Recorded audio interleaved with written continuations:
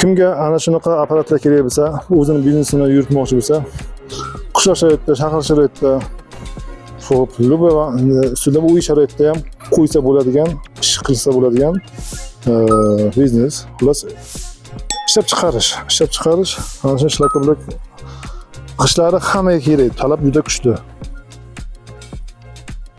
Va bu apparatlarni xarid qilish uchun pastdagi raqamlarimizga murojaat qilasiz. Qashqadaryo shahri Savs tumanida ishlab chiqarilyapti. Bizda polavtomat variantini o'zi ko'rsatib o'tamiz. Xo'p, mana bu yangi variantning polavtomat shlakoblok apparati 5 talik chiqadi. Bu ham polovinka bo'lib, o'zining razmeri tayyor holati. Bu hozir 16 ga 33 razmerdagi qolip shlakoblok qolipni tayyor. Mana bu 3 talik. Bu 3 talik chiqadi. Xo'p, mana.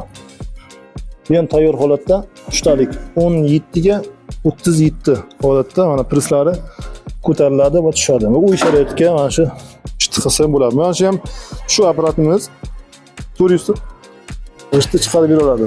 Bu apparatda endi 1000 ta, 1200, 1600, 1800 tagacha chiqariladi.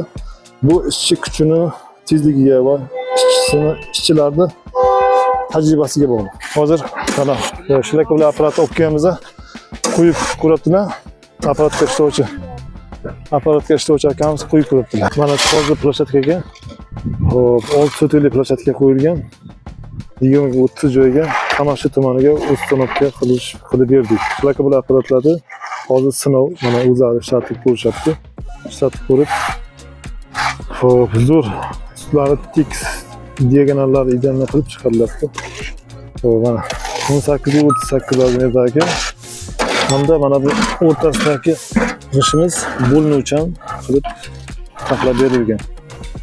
2 vibratorlik ishlatishga qulay apparat. Materiallar qalin material bo'lgan. Knopkalari mana qo'lda ikkita vibratorli knopkalari bo'ladi. Prislari tushiriladi.